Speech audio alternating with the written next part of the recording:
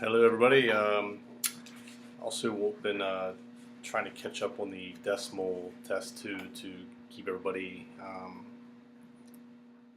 up to date on. I know a lot of people had said they hadn't had a chance to review it, and again, just wanted to go over the ones that were most frequently missed.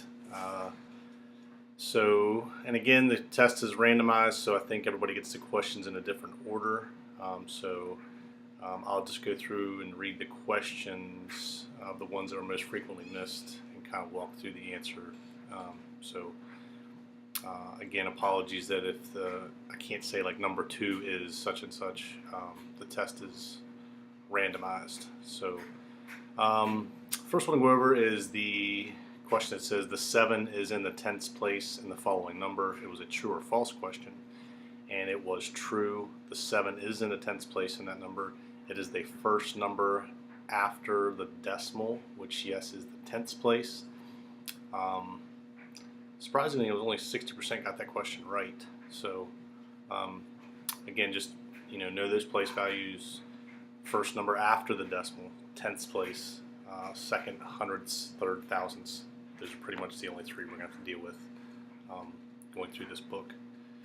The next one that was only 60% correct is which is the proper way to write the following number. The number was 13.05. A lot of people for that one. Let me go through the pull up someone's test real quick just so I can see the answers. Be patient with me 1 second.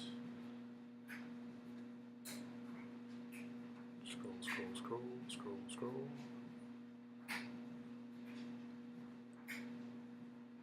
This person must have had it like almost last.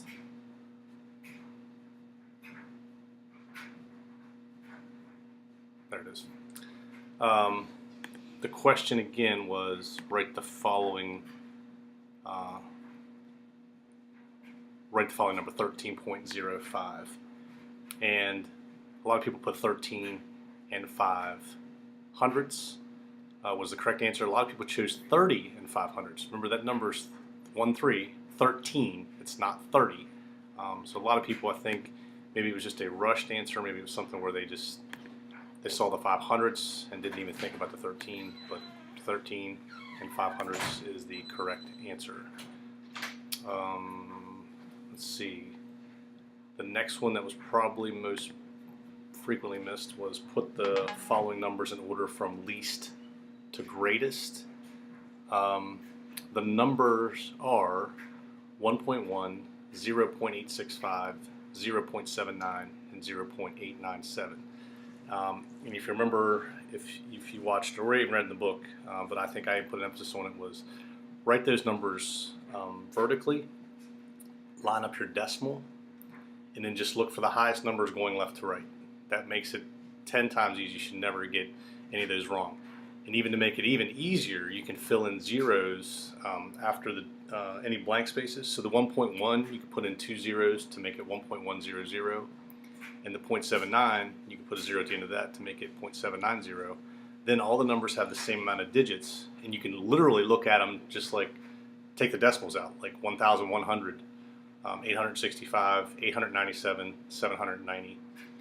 And line them up that way, and least to greatest. So 0.79 would be the least, 0.865 next, 0.897, and then 1.1 would be your greatest.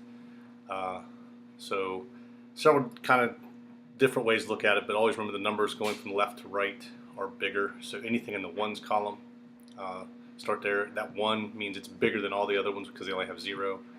And then once you establish that 1.1 is the biggest, then you can only deal with 3.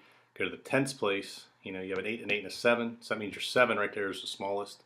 So therefore, you have the smallest number and the largest already figured out. Then it's between the 865 and the 897. You go to the hundredths place. The 6 is smaller than the 9, so the 865 would be the second smallest. So a few different ways to look at it, the least to greatest. Next one, most frequently missed. This was a little bit tricky. I kind of emphasized on this one a little bit. I don't know if the book did, but What is 12.97 rounded to the nearest tenth? Remember, when a number specifically asks you to round to the whatever place it may be, in this case tenth, the answer has to have a number where it says to round to. So if it says to round to the nearest tenth, the answer has to have a number in the tenths place, even if it's a 0, which in this case it would be. The 7 in the hundreds would round the 9 up to a 10, but remember, we can't have a 10 in the any one place value, so that put a 0 there, carry the 1 over to make the 2 a 3, so it'd be 13, but you have to have the point 0 because we're rounding to the tenths place. It's not 13 exactly.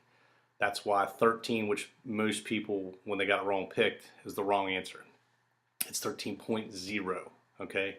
There is a difference between those two numbers in this case because you are rounding it, so the tenth place has to be represented in the answer. So be careful on that going forward. And the next one that was very similar. What is 4.9186 rounded to the nearest hundredths place? Remember, first identify what's in the hundreds place. In this case, it is a 1.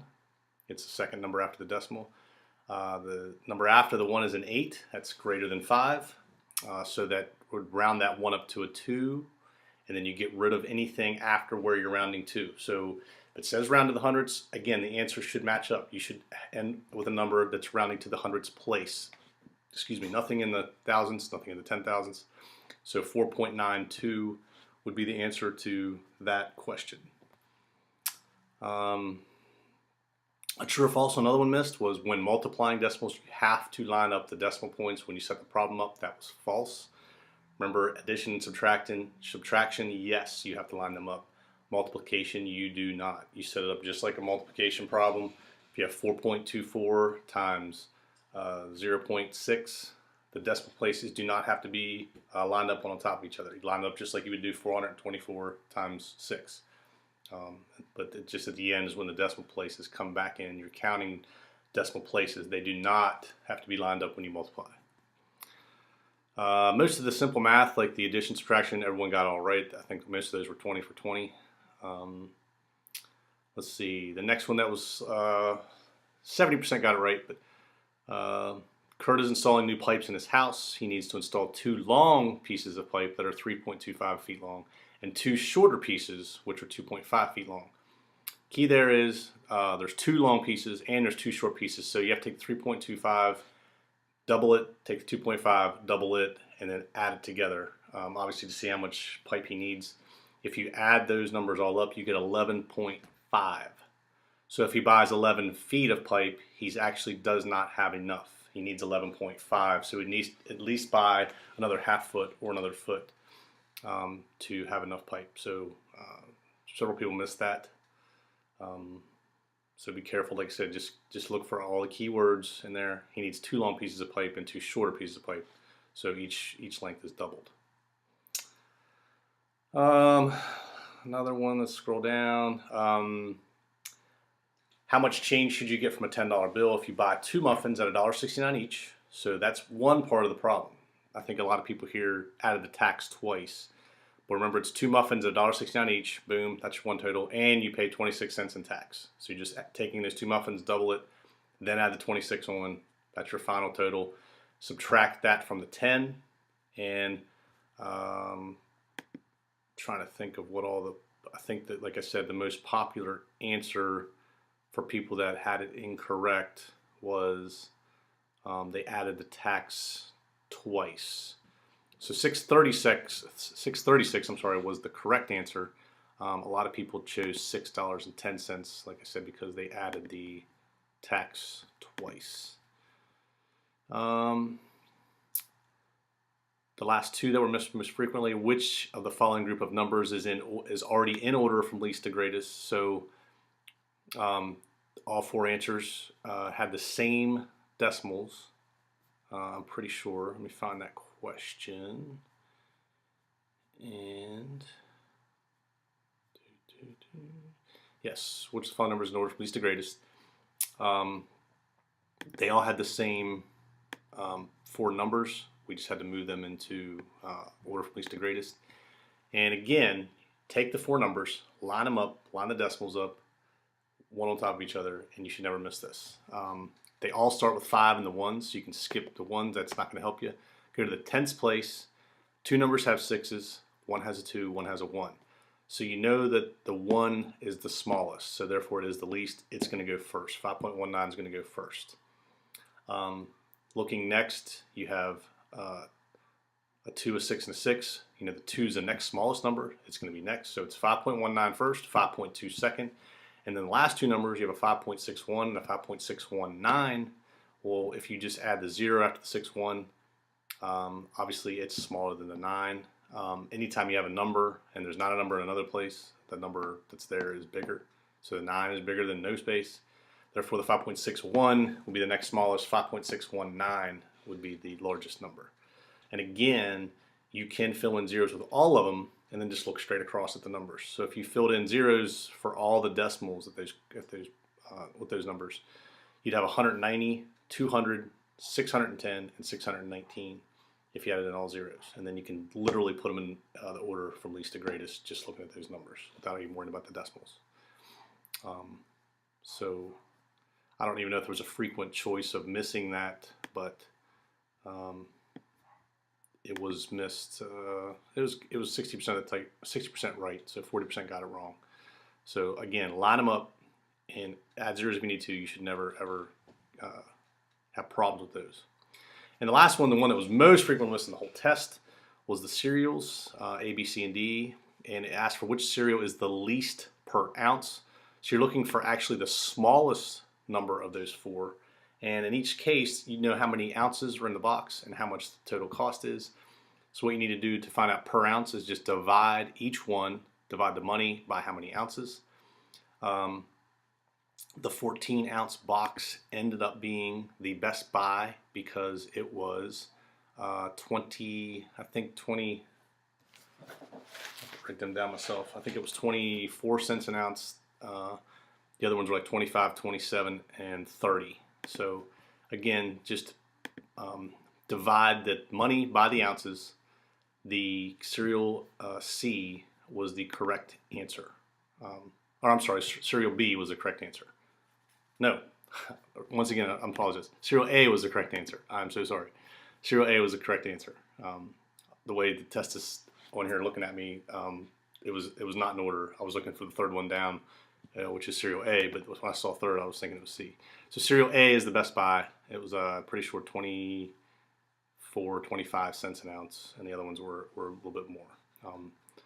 So kind of a two-step problem, and then you're also comparing. So a little bit of work in that problem, but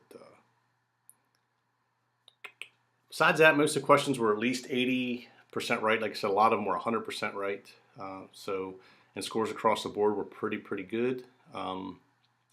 So I'm hoping to build on that. If there's any other questions about any of the other ones, I'm hoping that by now everyone has had a chance to review that. I know some people had spoken to me, but I think now that everyone's completed and the time to take it is closed, that everyone should be able to review it. If you can't, please let me know. And if you have any more questions about any other problems, let me know. So I'm going to continue working on the fractions. I got to enter in just the information, and it should be uploaded here soon. And there should be probably 1 or 2 more videos to go with fractions if you need the help besides the book. So be blessed. Hope everyone's having a great resurrection week.